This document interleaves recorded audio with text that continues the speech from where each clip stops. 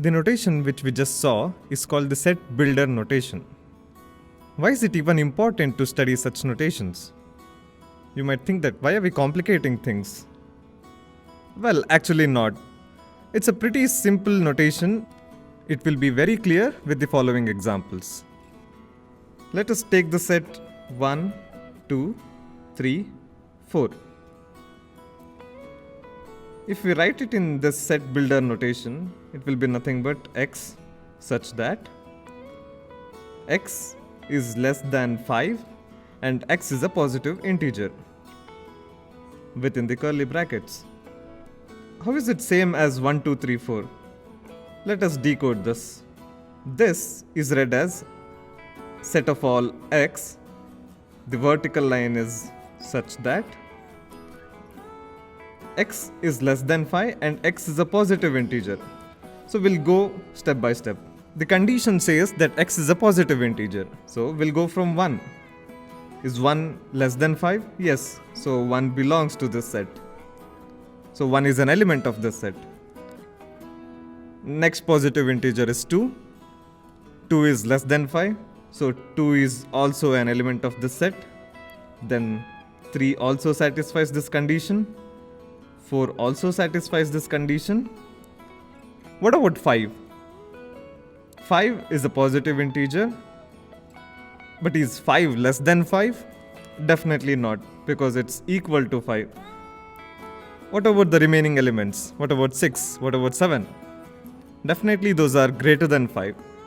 So the set which we constructed using set builder notation is 1, 2, 3, 4, which is equal to this set.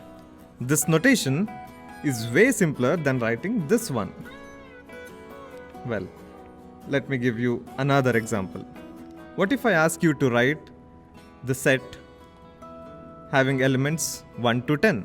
Say it's 1, 2, 3, 4, 5, 6, 7, 8, 9, 10. Instead of writing this, what I'll do is I'll write x such that x is a positive integer and x is less than 11. Or you can write x is less than or equal to 10. Both are same.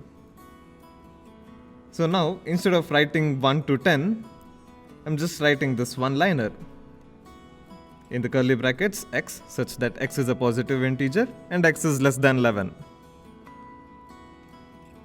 Now, what if I ask you to write a set having elements 1 to 100? The left hand side looks pretty much bigger than the right hand side, because right hand side is just the one liner. It's now the same x such that x is a positive integer and x is less than or equal to 100. That's it. This comes very handy not just in these cases. You might encounter a case where you cannot really enumerate elements of the set. Give me a set of real numbers between 1 to 100.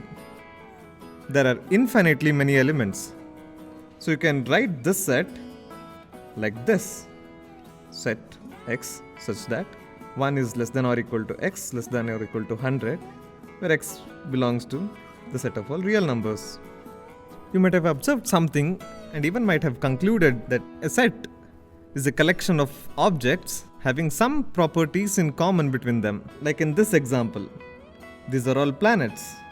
There's a list of prime ministers, and these are days, and these are months, or even here.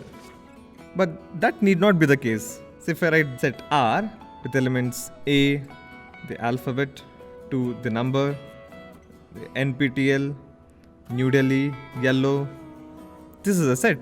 There isn't any common property among them. Elements in the set need not be connected with common properties. Okay, let's move on. Consider the set B consisting of elements 1, 3, 5 and 7. There's one peculiar property about the set. That is, the order in which you write the elements of the set doesn't really matter. What I mean by this is, if someone gives you a set, say 1, 3, 5, 7, and if some other person gives you a set, say 1, 7, 5, 3, both the sets are same. Because in the set, the order in which you write it doesn't matter. So you can write 1 and then 3 and then 5 and then 7 Or you can start from 7 and then write 3, then write 1 and then 5. Two sets are equal if they have same elements. A is equal to B whenever the elements of A are same as the elements of B. So here 1357 is same as 1753. Though they are not in the same order, the elements in the set are all same. Let us see this example. Let me write the set as 1, 2, 3, 4, F5, E5 and then 5. This is A and I have B as 1, 2, 3, 4 and 5. Are A and B equal? Of course not, because this 5, which is in word, is not there in B, though the number 5 is there in B. So this is an element of A which is not in B. A and B are not equal. So even if you get one element which is not there in the other set, you can tell immediately that those sets are not equal. So precisely, a set means it's a collection of unordered objects called elements. Also, in the set, repeated elements are counted once. Let us take the set 1, 1, 3. This is same as 1, 3 because in sets, repeated elements are not allowed. So this 1, 3 is same as 1, 1, 3, 3, 3, 3. What about in this set? 1, 2, 2. There's no repetition, as you can see. This 2 is different from this 2. TWO2 is different from the number 2. So there are 3 elements in this set.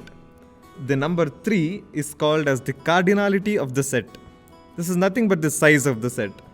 So 1, 1, 3 is same as 1, 3.